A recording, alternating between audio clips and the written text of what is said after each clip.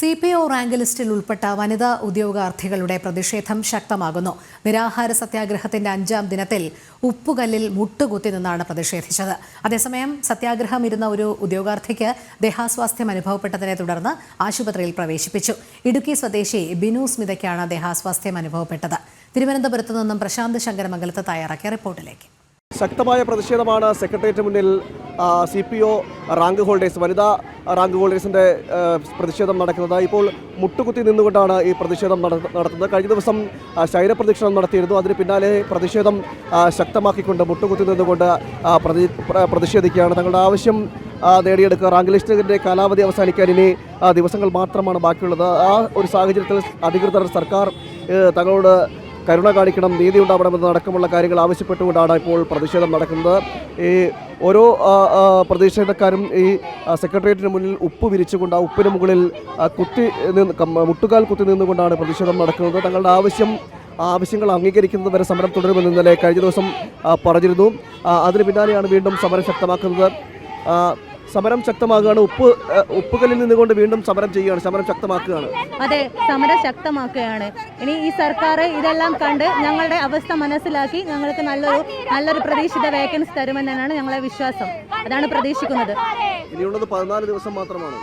അതെ, ഇനി ഇത് 14 ദിവസം മാത്രമാണ്. അതിൽ അധിക ദിവസവും ഒഴിവ് ദിവസങ്ങളാണ്. അത്രയും ദിവസങ്ങൾക്കുള്ളിൽ തന്നെ ഞങ്ങൾക്ക് നല്ലൊരു പ്രതീക്ഷയുണ്ട്. സർക്കാർ ഞങ്ങളെ കൈവിടില്ല എന്നുള്ള നല്ലൊരു പ്രതീക്ഷയുണ്ട്. ഇപ്പോഴും പ്രതീക്ഷിക്കുന്നു. പ്രതീക്ഷയുണ്ട്.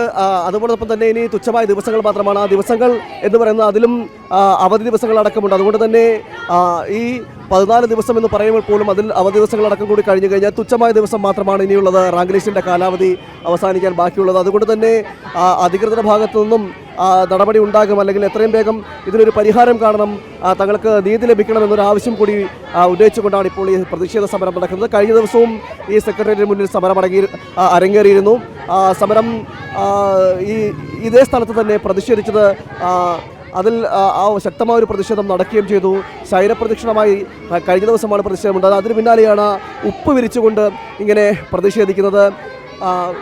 ഉപ്പ് വിരിച്ചുകൊണ്ട് ഉപ്പുകല്ലിൽ നിന്ന് പ്രതിഷേധിക്കുകയാണ്. ഇതൊരു സ്വയം പീഡനം കൂടിയാണ്. ഇത് നിങ്ങളുടെ വേതന അധികൃതരുടെ ഭാഗത്ത് അല്ലെങ്കിൽ അധികൃതരിലേക്ക് എത്തും എന്ന് തന്നെ ഉറച്ച വിശ്വാസം കൂടിയാണോ ഈ സ്വയം പീഡനത്തിലേക്ക് എത്തുന്നത്? അതെ, ഉറച്ച വിശ്വാസമുണ്ട്.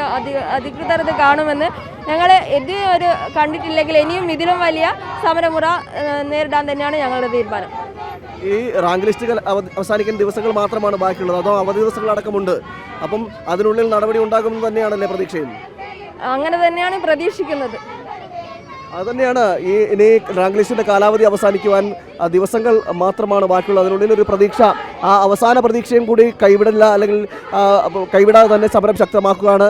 മാത്രമല്ല, ഇതിനൊരു തീരുമാനമുണ്ടാകുന്നതുവരെ ശക്തമായി പ്രതിഷേധിക്കുമെന്നും ഈ ഉദ്യോഗാർത്ഥികൾ പറയുന്നു. ഉപ്പുകല്ലിൽ ഇരുന്നുകൊണ്ടുള്ള സമരം, ആ ഉപ്പുകല്ലിൽ നിവർന്ന് മുട്ടുകുത്തി നിന്നുകൊണ്ടാണ് പ്രതിഷേധിക്കുന്നത്. സ്വയം വേദന സഹിച്ചും അല്ലെങ്കിൽ എന്ത് ത്യാഗങ്ങളും എന്ത് പീഡയും സഹിച്ചും തങ്ങൾ ഇതിനെ നേരിടാൻ തയ്യാറാണ് എന്ന ഒരു തീരുമാനം കൂടിയാണ്. ആ തീരുമാനത്തിൻ്റെ കൂടി ഭാഗമായിട്ടാണ് ഇപ്പോൾ ഈ ഒരു പ്രതിഷേധ സ്ഥലത്തേക്ക് അല്ലെങ്കിൽ ഈ ഒരു രീതിയിലേക്കുള്ള എത്തിയിരിക്കുന്നത്. ഇങ്ങനെയൊരു സമരമുറ, അതായത് ഇങ്ങനെയൊരു സമരമുറ, അതും സ്വയം പീഡനം നടത്തിക്കൊണ്ടൊരു സമരമുറയിലേക്ക് എത്തിയിരിക്കുകയാണ്, ശക്തമാക്കുകയാണ് സമരം.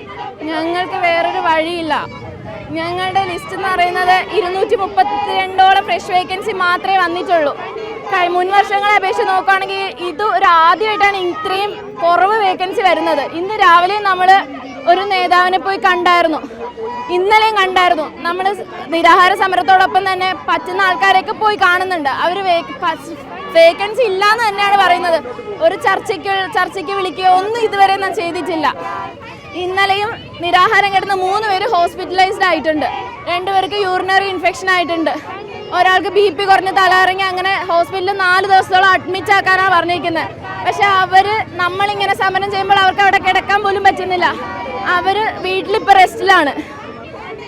ഇന്നലെ സമരമിരുന്നവർക്കും ദേഹാസ്വാസ്ഥ്യമുണ്ടായി. മാത്രമല്ല, ഈ നിരാഹാരം ഇരുന്നവർക്കും ദേഹാസ്വാസ്ഥ്യമുണ്ടായി. അങ്ങനെ കൊടിയ പീഡനങ്ങൾ സഹിച്ചുകൊണ്ട് തന്നെയാണ് ഈ സെക്രട്ടേറിയറ്റ് മുന്നിൽ ഇത്തരത്തിൽ സമരത്തിലേക്ക് എത്തി നിൽക്കുന്നത്. ഇതുവരെ ചർച്ച ചെയ്യാൻ പോലും സർക്കാർ തയ്യാറാകുന്നില്ല എന്നതുകൂടി എടുത്തു പറയേണ്ടിയിരിക്കുന്നു. കാരണം ഇത്രയും സമരം നടക്കുമ്പോഴും സർക്കാരിൻ്റെ ഭാഗത്തുനിന്ന് ഒരു അനങ്ങാപ്പാറ നയം സർക്കാർ സ്വീകരിക്കുന്നു. അതൊരു സ്വീകരിക്കുന്ന ഒരു സാഹചര്യം കൂടിയാണ്. എന്തായാലും അധികൃതരുടെ ഭാഗത്തു നിന്നും ഈ ഒരു നീതി ലഭിക്കുമെന്ന് തന്നെയാണ് ഇവരും പ്രതീക്ഷിക്കുന്നത്.